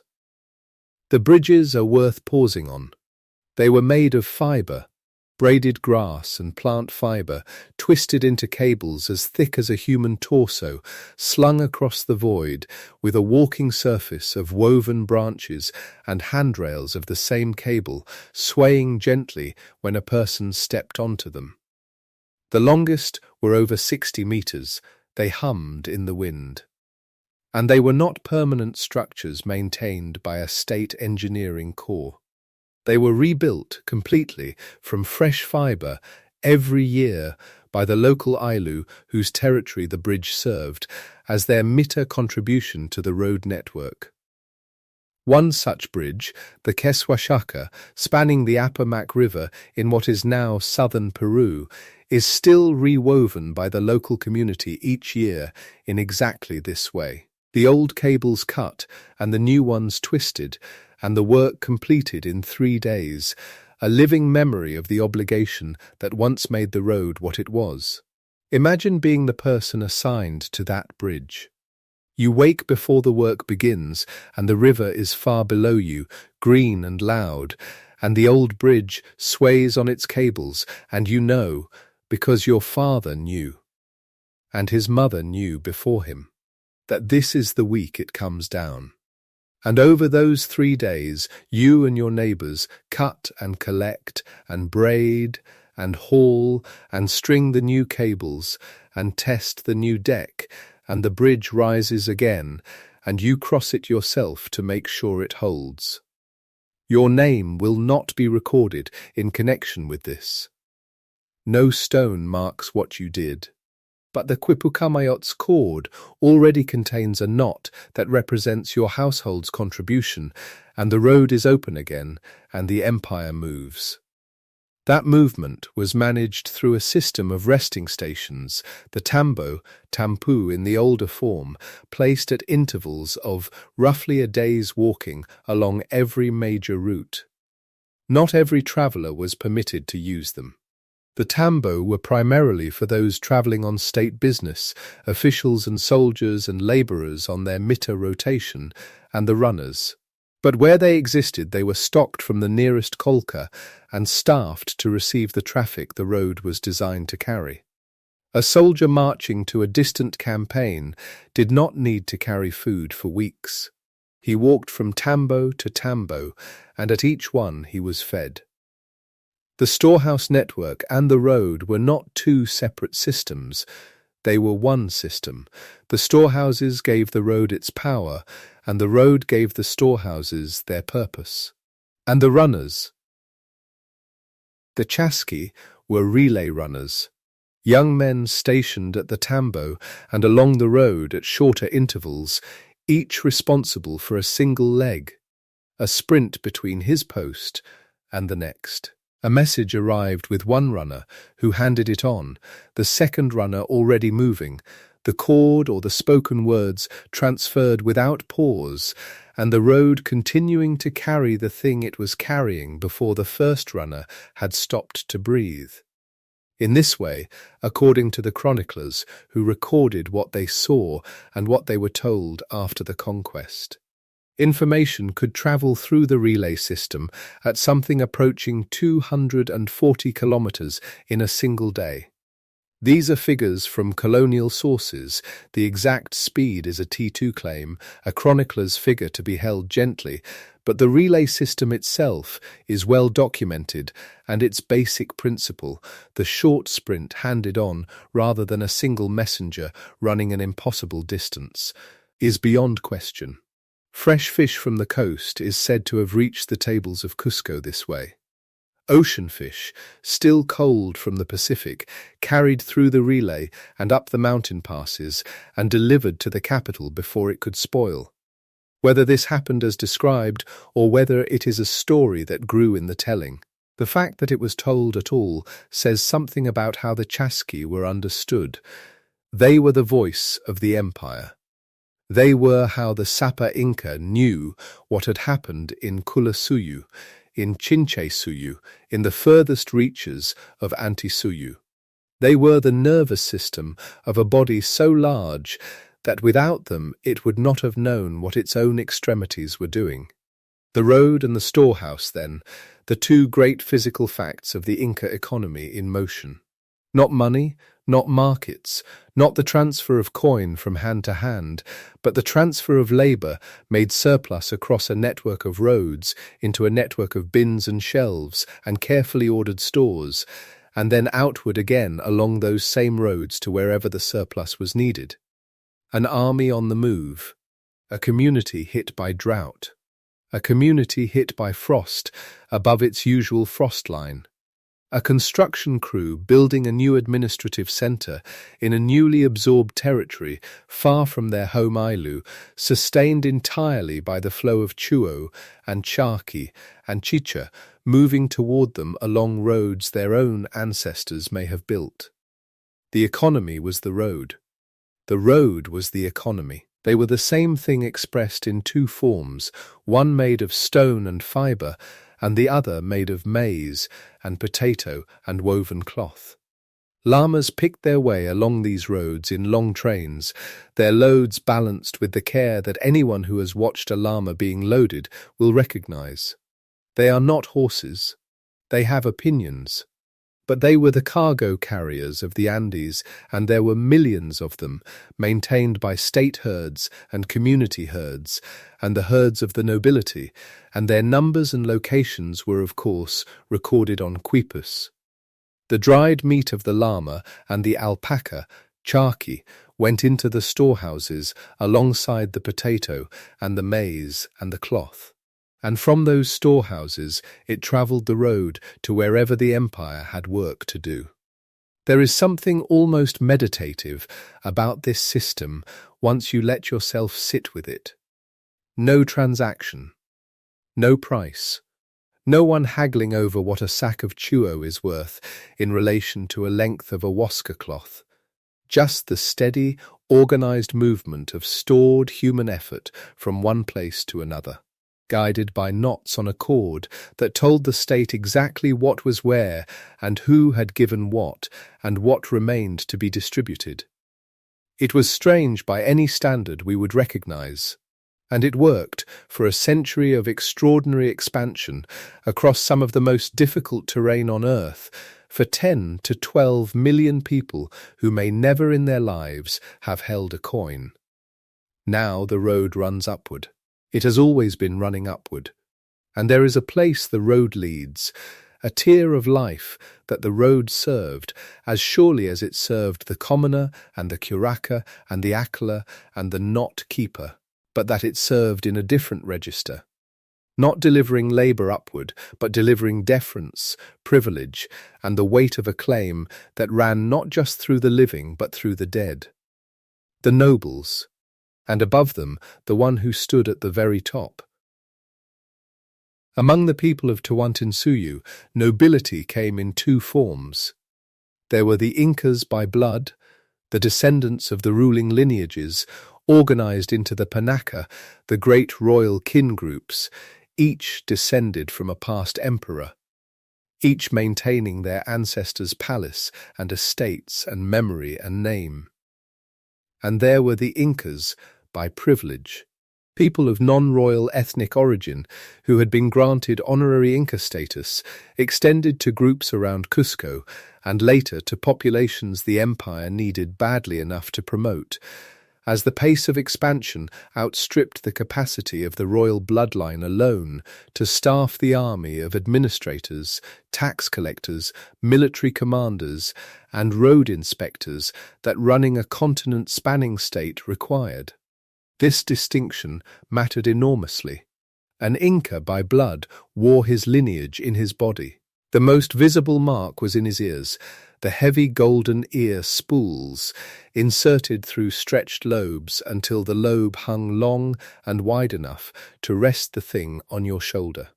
The Spanish, when they arrived, gave these men a name, orejones, big ears, said with the slightly baffled admiration of people who have never seen this done before and are not entirely sure whether it is wonderful or alarming. The ear spools were made of gold, of course, because among the Inca nobility, gold was costume, gold was display, gold was the signal of what you were and where you stood. But it still could not buy anything. The ear spools were an insignia, not a currency. High nobles were exempt from the mitya. There was no rotation of labour owed by a man whose position placed him above the system of rotational obligation. Instead, he was served by yanakuna, the permanent servants attached to noble households, and by the retainers his status commanded. He was carried when he travelled, borne on a litter on the shoulders of men whose own obligation it was to carry him, the road beneath his litter smoothed and swept in advance of his passage. He wore kompi, the finest cloth, the kumbi weave, tight and sometimes augmented with the small iridescent feathers of tropical birds from the Tawantinsuyu lowlands, or threaded with actual gold. He could take multiple wives, supplementing his principal household with secondary unions that were themselves instruments of alliance, the women given to him by the state as gifts and gestures of reciprocity from above. He ate from fine vessels. He drank chicha of a quality that the commoner encountered only at state feasts. And he belonged to a panaka, if his blood was royal. This is the detail that transforms the nobility from a simple privileged class into something more structurally strange. Each panaka was the corporate household of a dead emperor, the organization of descendants and retainers and administrators who kept that emperor's memory alive, managed his estates, staffed his palace, and continued to draw from his stored wealth on his behalf, even after his death. The panaka was not a memory. It was an ongoing institution, with land and labour and wealth of its own, functioning in the present for the sake of a man who had stopped breathing perhaps generations ago. The panakas competed, quietly, through marriage and alliance and the placement of sons in positions of influence, and sometimes not so quietly at all. Cusco was full of the institutional memory of the dead, and the living nobility navigated among these memories as carefully as they navigated any political landscape. because the resources attached to the dead were real, and the power attached to those resources was real. And aligning yourself with the right panaka or protecting your own panaka's position was the work of generations.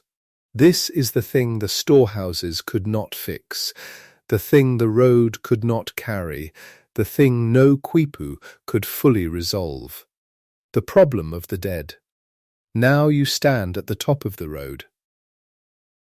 The sapper Inca. The soul Inca. The one whose name meant not just a person, but a title so elevated that to say it was already to perform a kind of reverence. He was, by the cosmology of his people, the living son of Inti, the sun god, the great warm light whose daily journey across the sky was the most fundamental observable fact of life at any altitude in the Andes.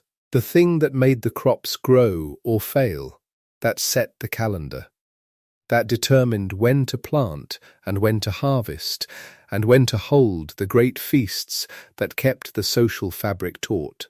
The sapper Inca did not merely claim descent from the sun. He was the sun's representative on earth, the place where divine power and human power met, and everything about the way his people approached him was designed to make that meeting visible and legible and impossible to mistake. His principal wife, the qollqa, was often his own full sister. This was not incidental.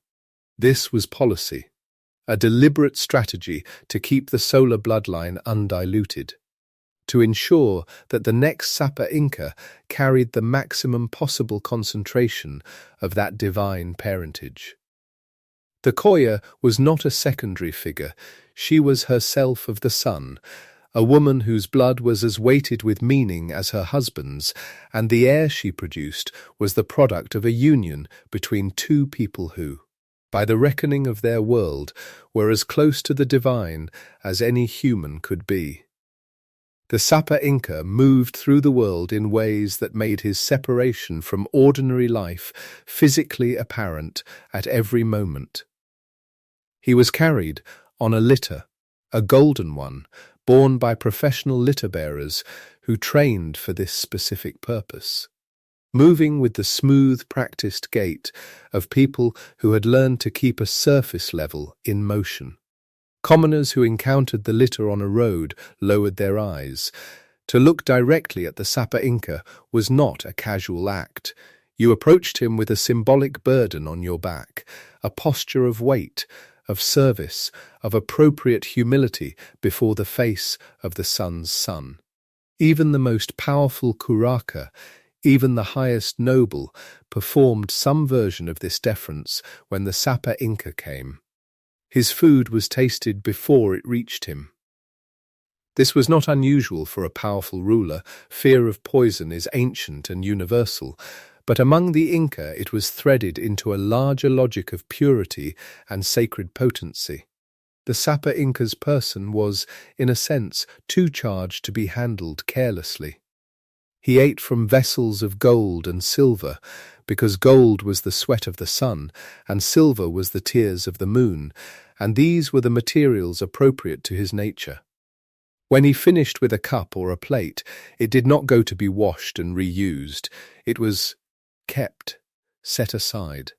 When he finished wearing a garment, and he wore each garment only once, that garment was ceremonially burned. Not discarded, not given to a servant, not repurposed.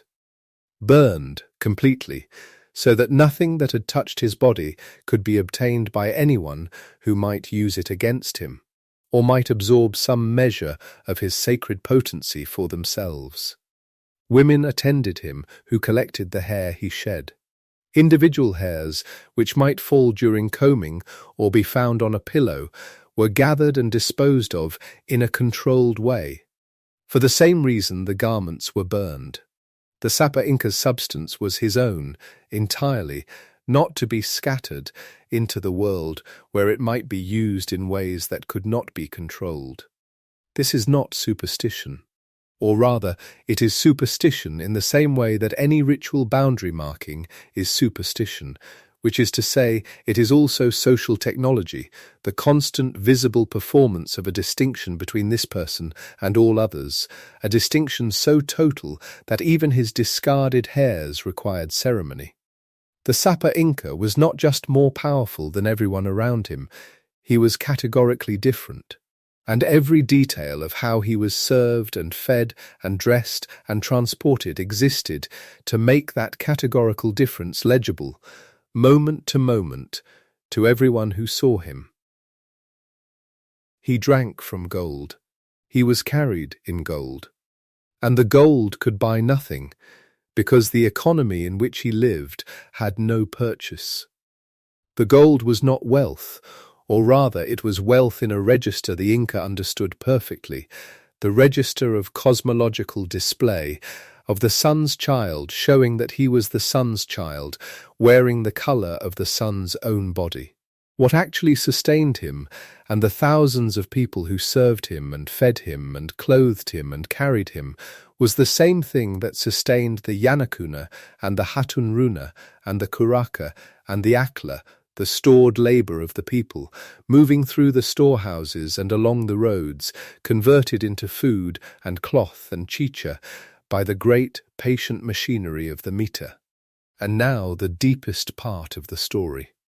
The thing that explains not just who the Sapa Inca was, but why the empire never stopped expanding. Why it could not stop expanding. Why stopping would have been not a choice, but a kind of slow collapse. When the Sapa Inca died, he did not give up what he had. His body was preserved, mummified, the malqui, the royal mummy, kept in his palace, on his throne, dressed in his finest kompi, receiving the service of his household as if the transition from living to dead were a change in condition rather than a change in kind. The malqui was brought out for festivals. He was carried through the streets of Cusco to attend the great celebrations of the Inca calendar. He was served food and drink at these ceremonies, the dishes prepared and offered to him with the same ritual care that had characterized his table in life. He was consulted for advice, in a process by which the living spoke for the dead, interpreting the will of the ancestor for those who had questions a living ruler had not yet resolved. And his estates remained his. This is the structural hinge on which everything turns. The Panaka, the corporate royal kin group that bore his lineage and served his memory, continued to administer his lands, his storehouses, his buildings, his llama herds, and his labour obligations in his name indefinitely. There was no inheritance in the sense that we would recognize it. The new Sapa Inca did not receive his predecessor's land or wealth. He received the title, the authority, the divine status, the qollqa, the office itself and nothing else. The accumulated material wealth of all the previous emperors stayed permanently in the hands of the dead emperor's panakas, distributed across the institutional memory of Cusco like geological strata. Each layer belonging to the man who had deposited it, and to the living institution built around his memory, which meant that each new Sapa Inca, however powerful, however divine, however certain of his own celestial parentage, began his reign effectively without inherited wealth. He needed to build. He needed to accumulate land, labour, storehouses, the Yanakuna who would staff his palace, the kompi that would signal his generosity, the chicha that would flow at his feasts, the roads and buildings and orchards and fields that would eventually constitute the estate that his own panaka would administer after his death. And the only way to acquire all of this was to conquer something new, to extend the borders of Tawantinsuyu into territory that had not yet been absorbed, that could yield new mita labour and new land, and new storehouses, and new populations of Akla, and new qollqas to co-opt, and new herds to count, and new knots to tie. The dead never gave back what they had taken. and so the living had to take more. This is why the empire that Pachacuti began building around 1438 grew with such astonishing speed across the nearly 100 years before the Spanish arrived. Not simply because the Inca were militarily gifted, though they were. Not simply because the road and the storehouse system made logistics manageable, though they did. But because the structural logic of split inheritance, every dead emperor keeping everything, every new emperor starting from near zero, meant that the pressure to expand was built into the office itself. The Sapa Inca was not choosing to conquer. He was responding to the economics of what the Sapa Inca was. Expansion was not a policy, it was a necessity. And when the succession war broke out between Cusco and Atahualpa, the brutal civil conflict that divided the empire into factions in the years just before Francisco Pizarro arrived in 1532, the Panaca system was part of what made that conflict so destructive. The institutional weight of the dead, the competing claims of the various Panacas on the resources of Cusco, the question of which lineage would gain and which would lose made the stakes of the succession into something far larger than who sat on the golden litter. The dead were still competing, through their living descendants, for the wealth they had never released. Pizarro found an empire already cracked along this seam. But that is a different story, and this is not the moment for it. What matters here, in the quiet of this narration, is what the royal mummy reveals about the whole. The Sapa Inca carried on gold, eating from gold, shedding no hair without ceremony. He was not a man who stood apart from the system he ruled. He was the system's final expression, the concentrated point where every principle of Tawantinsuyu converged, the reciprocity that framed obligation as generosity, the stored labour that stood in for money, the knots that remembered what memory alone could not hold, the road that moved everything from everywhere to everywhere else, the cloth that was more than cloth, the chicha that was more than beer, the sun that was more than a star. All of it arrived, finally, in that golden litter, in that one human body, both divine and mortal, ruling until the moment of death, and, in a certain undeniable sense, ruling still after it. And now, having climbed, we began at the very bottom, with the Yanakuna, the man or woman removed from their ailu and bound to a household for life, and found that even there the life was not simple cruelty, but a spectrum of obligation and possibility, from field labourer to trusted administrator. We stood with the Hatun Runa and felt the meter as both burden and contract, labour given and food and care, and storehouse access given back. We sat with the Ailu and understood that land here was not owned, but held in common, worked in common, allocated by need, and that a single kin group might farm mountain and valley and tropical slope all at once through the vertical archipelago, never needing a market because they grew what the market would otherwise sell. We watched the quipucamayoc wrap his cord and understood that a bureaucracy without writing is not a bureaucracy without memory, only one with a different kind of memory, counting in knots, audited and trusted, carrying the census of millions on a length of fibre you could hold in one hand. We sat with the qollqa, the local lord who was not quite Inca and not quite separate from the Inca. The hinge on which the empire's reach depended, rewarded in cloth and wives, and the labour of Yanakuna, and the honour of a litter, his children taken to Cusco to learn and to be kept close. We followed the Akla from the moment she was chosen at 10 years old by the official who travelled her region looking for girls of skill and lineage. And we stayed with her through the long years in the Aklawasi, weaving kompi and brewing chicha, producing the empire's two great currencies of reciprocity, her future assigned by others, her labour the quiet engine of male politics and state generosity. We let the economy settle into clarity. No coins, no shops, taxes paid in time and muscle.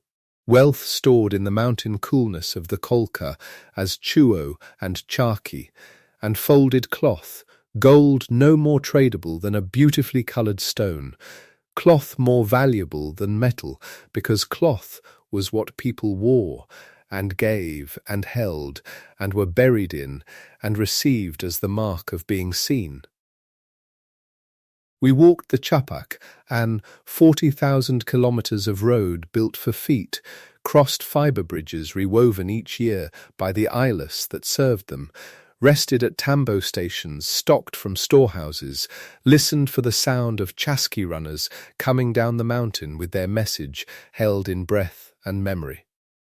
We put on golden ear spools and understood what it meant to be an orain, big-eared, mitre exempt, carried in a litter, wearing fine kompi, belonging to a panaka that outlasted the life of the man at its centre.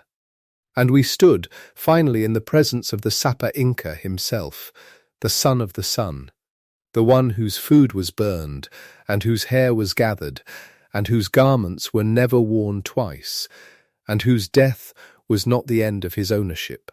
The Malqui on his throne still served, still consulted, still holding his land.